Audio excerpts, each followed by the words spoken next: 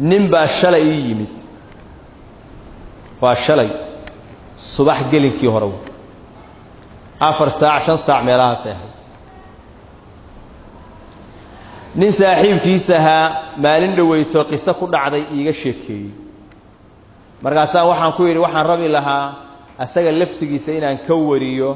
oo aan arko ninkii baan la kulmay shalay waxaan weydiiyay qisadii aan saaxiibkiis ka maqlay sidee ahayd buu igu sheegay wuxuu yiri dibadaan joogay Canada habeenkii baan seexday anoo iska caafimaad qabo fiyow ilba idamtay dam hal ilbaan waxba ka arkay dhag bay tiri خلاص waa seexat wax yar ka bacdi tii kalena waa dantay labadii indhood dam bay noqdeen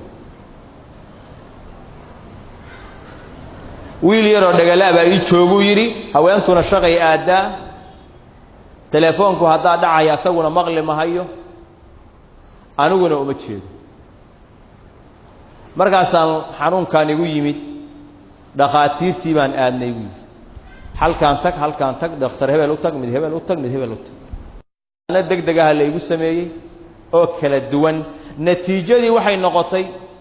waxba laga ma qaban karo markii daba dhakhtarkii wuxuu yiri ugu dambeeyay laba mid weey inaad wadatid ay ku hogaamiya oo aygu aad ka haysatid aygaas aad gadatid yeena u shaan dheer oo la qaadatid dadka indhaha la qaataan labadaas mid u yeel waqti kale iska lum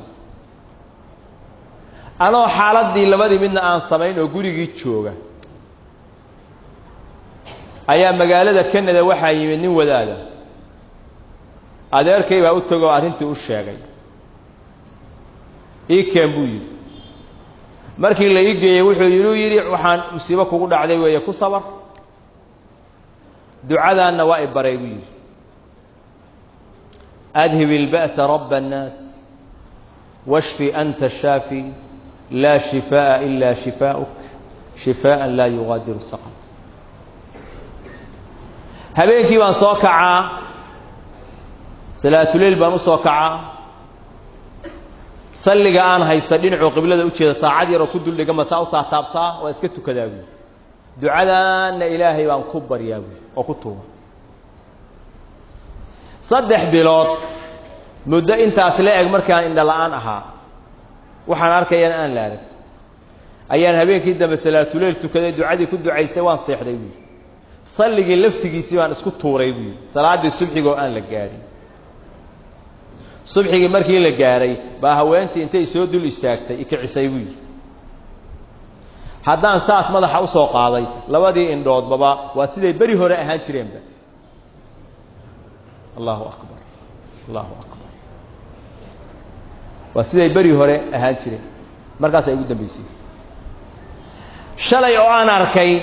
laga bilaabo waagaas ilaa hadda indhahayga wax yar wax weyn midna kama dareemin shalay oo aan arkay wuxuu waxba kama dareemin wax xun wax oo indha la'aana maantaas ilaa yoomina hada wax yari wax weyn wax iga maqan ma qofka muuminka ah markii dhibaatadu ay ku dhacdo waxa la rabaa qalbigiisu markiiba inuunan u jeesanin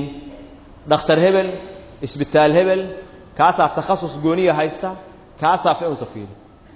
hal yimaada asbaabtu ha aado laakiin qalbigiisu markiiba si toos ah inuu ugu xirmo khaliqul asbab ilaaha keenay jiradan inuu ku xirmo ilaahi wuxuu leeyahay wa in yamsaska allah bi dhurrin fala kashifa lahu illa hu hadii ilaahay dib kugu taabto wax ka kashfin karo ka qaadi kara mala illa asaga mooyaan asaga keenay u baqaadi kara